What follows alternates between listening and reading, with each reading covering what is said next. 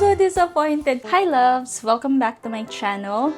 Hello, I'm Trisha. If you're new here, I make cleaning, organizing, and lifestyle videos. If you want these kinds of videos, please subscribe to my channel. You can also follow me on my socials. Ilalagay ko po yung mga socials ko dyan sa bandang part na yan. Ayan, so for today's video, samahan nyo ko sa aming Christmas Eve dito sa New Zealand. Christmas na sa wakas, mga loves. So dito sa New Zealand, hindi masyadong big deal dito yung Christmas Eve.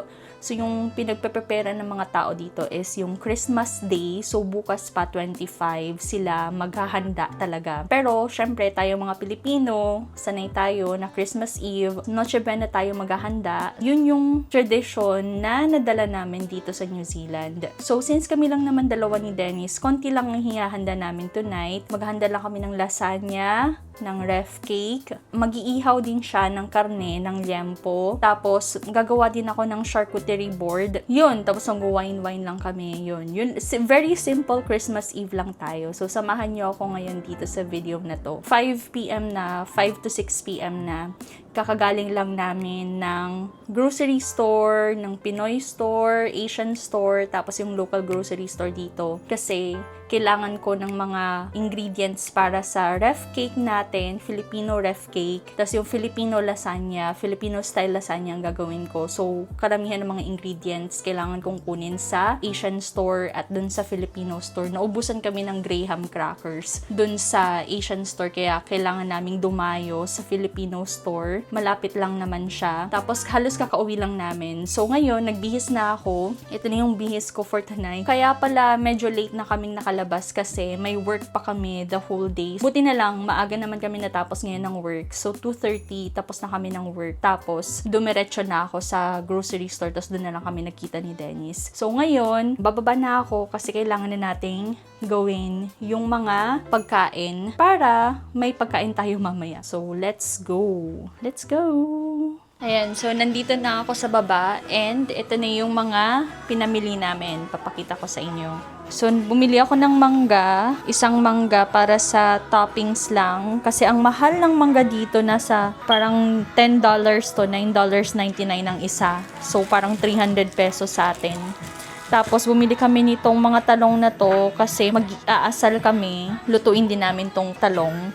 Tapos, tomato sauce, Filipino style, syempre. Kamatis para sa salsa. And then, lemon para sa salsa. Bumili ako ng black grapes para sa charcuterie. And, bumili ako ng chorizo salami para sa charcuterie. Prosciutto. And then, Toblerone. And meat. Ayan. So, meat. Lagyan na natin to dito. And then, bumili din ako ng baking pan para kasi kulang yung pan namin. Tapos, ito yung Grahams na dinayo namin dun sa Pinoy store. Pero wala na yung ordinary. Chocolate na lang yung nandun. Ito naman, para lang to sa akin. Tapos, Nestle cream. Ito naman yung para sa mga charcuterie ko. Mga nuts. Almond, dried mangoes, tapos pretzels, and then condensed milk, and itong cheese cheddar para sa lasagna. Bumili ako nitong nougat, caramel nougat. Cashew nuts. Ito yung lasagna sheets. Cheese, gouda. Itong yogurt para to sa akin. Brie, gourmet wafers. Tapos, Maltesers. So, bumili ako ng paprika at ng Italian herbs. Ayan. Uunahin ko munang lutuin yung lasagna kasi hindi ko alam kung gaano kadami yung maluluto ko bago yung ref cake. So, tingnan muna natin. Para habang nagbe-bake yung lasagna, yung ref cake naman yung lutuin natin. Ito yung mga kailangan natin. And I've got my instructions from my sister. Thank you, sis. Kasi first time kong gagawa ng lasagna, guys. So, tingnan natin kung successful ang lasagna natin. So, kailangan ko daw ng 1 kilo ng ground beef, lasagna sheets, tapos tomato sauce, Italian seasoning, bay leaf, salt and sugar to taste, condensed milk, garlic powder, paprika. Sa bechamel naman, easy melt cheese, pero wala akong nahanap na easy melt cheese, so itatry natin tong cheddar cheese. Evaporated milk, meron akong full cream milk, flour, butter, salt, and sugar to taste, and then ground black pepper. Kukuk muna natin yung ground meat daw. Add bay leaf, salt, and pepper. Wait for the Maillard before adding tomato sauce. Add Italian seasoning, paprika, and garlic powder. Add condensed milk or sugar. So, yun na muna.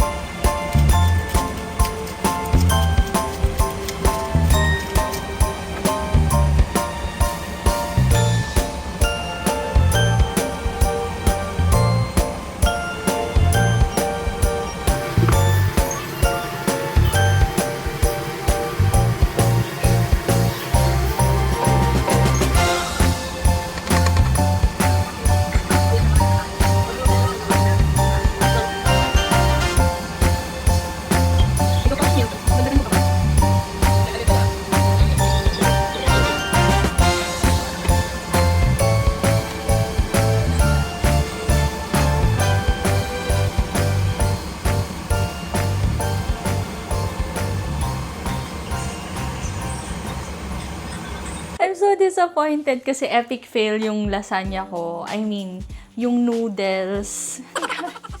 Hindi ko alam kung paano lutuin yung noodles. So, ito na. Sorry, pero ayan na siya. Tinapon ko na yung noodles kasi epic fail siya. Although, naluto ko na yung bechamel tsaka yung lasagna sauce, pero yung noodles ang medyo namali ako ng luto kasi hindi ko alam na dapat pala pa isa-isa siya nilalagay. First time ko gumawa ng lasagna, so I'm expected to make a mistake. Pero yun, medyo ang gulo ng kitchen namin, pero hinihintay ko si Dennis kasi pinabuli ko siya ulit ng lasagna. na noodles kasi lulutuin ko sila ulit. Tatry ko na naman. Sana this time mag-work na siya kasi anong oras na kailangan na namin kumain and mag-prepare. Hindi ko pa nagagawa yung ref cake. So madami pang kailangan gawin. Yung charcuterie board, hindi ko pa nagagawa. Yung ref cake, hindi ko alam kung aabot ba siya mamaya, na magiging ref cake ba siya, or baka bukas na namin siya makain. So, hindi natin alam kung anong mangyayari ngayon. Pero yan, so, hinihintay ko lang si Dennis na dumating. At nagsayang ako. Ang sakit sa loob. Kasi nagsayang ako ng 2 box nitong noodles na to. Ay, nako, talaga. Anyway, so yun. Na-preheat ko na yung oven. Okay na, nakahanda na yung mga sauce. So, magliligpit na lang ako dito habang hinihintay ko si Dennis para malinis yung buong lugar. And, tatry ulit natin na magluto ng lasagna. Ayan. So, sana maging successful. Ano naman siya, with the help of my sister naman. Shout out to my sister Ace. Thank you for helping me, and to Ray for helping me with cooking the lasagna. Si Dennis, hindi pa siya nag-start mag-ihaw kasi hinihintay niya daw akong matapos magluto. So, pag binibake na siguro yung lasagna, yan, mag-iihaw na siya. Kasi mabilis lang naman tong pag-ihaw. Maglilinis muna ako ngayon. Linisan muna natin to.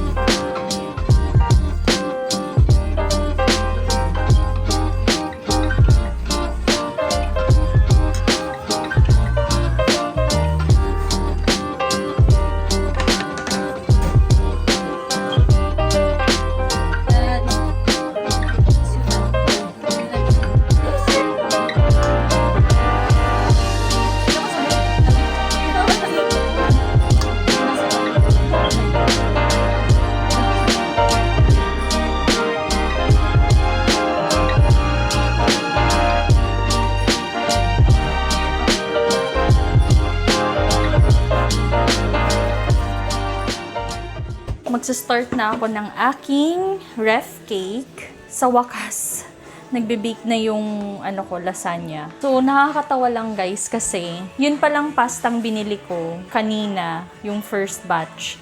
Ano pala yun? Hindi na pala yun kailangan lutuin. So, kaya pala nagdikit-dikit siya, I don't know. Baka dahil dun. Parang ibe-bake mo na lang siya. Tapos, parang ililayer mo na yung lasagna sheets dun sa baking pan. 30 minutes mo siyang ibe-bake. So, hindi na siya kailangang lutuin ng gaya ng spaghetti or ng ibang pasta. So, medyo hindi ko yun alam. Buti na lang napansin ni Dennis, nung pagbili niya ng bagong lasagna sheets, siya yung nakapansin na may nakalagay dun sa box ng pasta na hindi na pala siya dapat lutuin. So, ngayon, gawin naman natin tong ref cake. So, 1:1 yung measurement namin sa bahay. So, 1 condensed and then 1 Nestle cream. Dapat sana, parang papalamigin pa to. Kaso since wala ng oras, so, hindi ko na siya papalamigin. Sabay-sabay na sila lahat. Sabay-sabay na sila lahat magpapalamig. So, naghahabol ako. Halos 7 p.m. na. Sa bagay, naman tayo? Noche Buena naman tayo. So, mamaya pa naman yung kainan.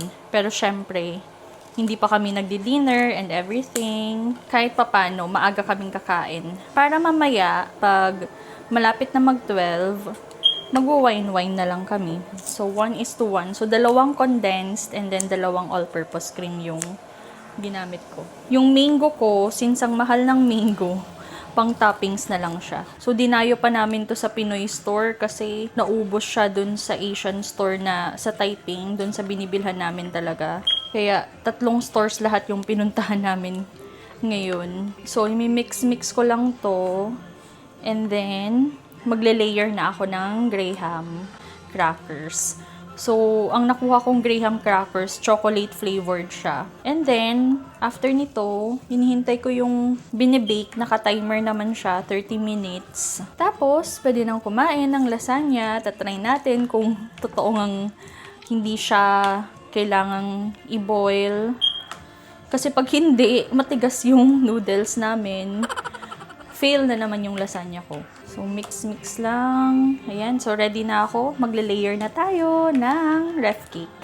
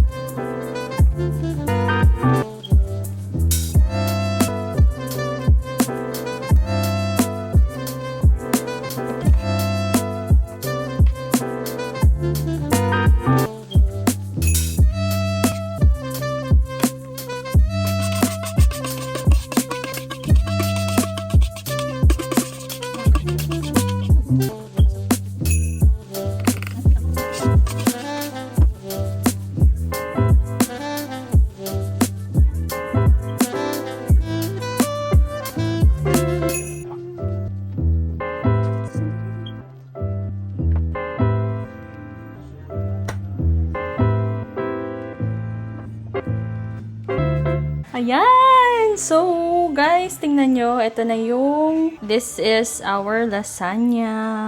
Yay! Parang okay naman siya. So, malalaman natin maya-maya kung okay ba talaga. So, ang nagawa ko is isang malaking tray, tapos isang maliit na, medyo regular size na tray. Ginamit ko is cheddar cheese. Wala kasing Eden Quick Melt. Ngayon, maglilinis naman ako ng kitchen. Tambak na naman yung mga hugasan. Hugasan? Anyway, and then maglilinis ako and then gagawin na natin yung charcuterie board. Para ready na lahat, si Dennis nag-iihaw na siya sa labas. So, hindi ko alam kung nakita niyo siya doon. Pero yan, so mag-set up na kami dito sa bahay and everything. Linis-linis na lang. And then, maya-maya, samahan niyo akong gawin yung charcuterie board. Pero, ayusin ko muna dito para medyo ready na for Christmas. Yay! 2 days.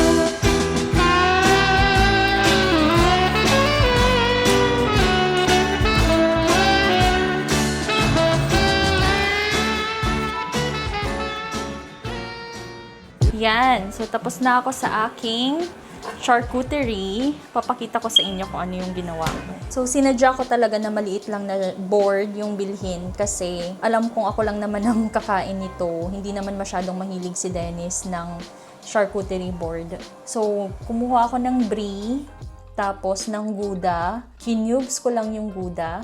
Tapos ng nougat. Tapos ito dried mango kasi favorite ko yung mango. Pretzels. Ito naman chorizo na salami. Tapos ito prosciutto, pistachio, cashew nuts.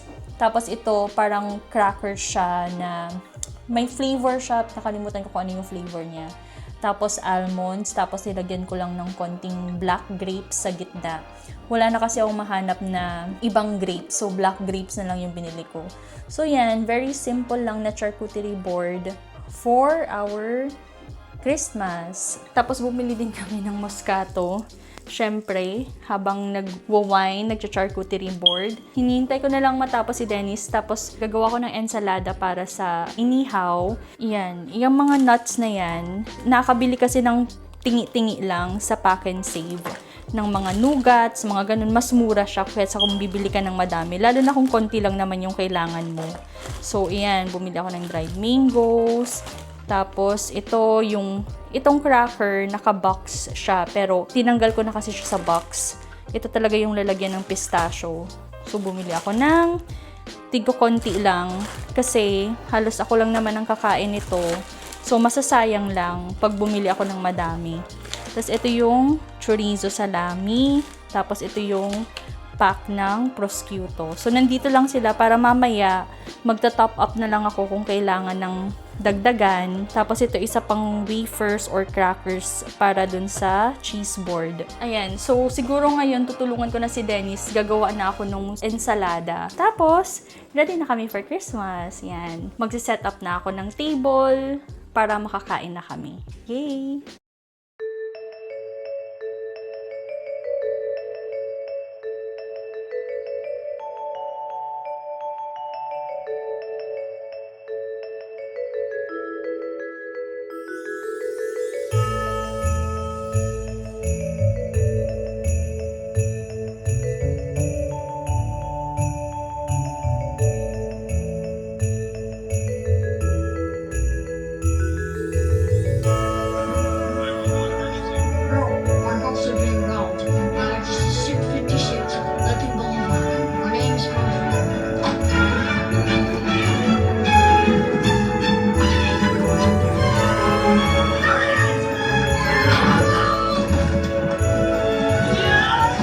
Nasa kwarto na kami ngayon. Time check, it's 10:47. Tapos na kaming kumain ng dinner. Tapos, hindi pa namin nakakain yung ref cake. Bukas na lang siguro tingnan namin kasi para tamang-tama malamig na siya. Tapos, ngayon naman, inakyat ko yung charcuterie board kasi after ng movie, umakyat na kami dito sa taas para makapagpahinga na kasi wala naman kami masyadong ganap for tonight. And maliligo na lang kami and then mag-wine. Tapos yun. Thank you so much for joining me in this video. If you like this video, please like, share, and subscribe to my channel. And don't forget to follow me on my socials as well. I hope you had a very good Christmas. Hoping for a Happy New Year. Yay! Hi from Grinch. See you guys. See you on my next vlog.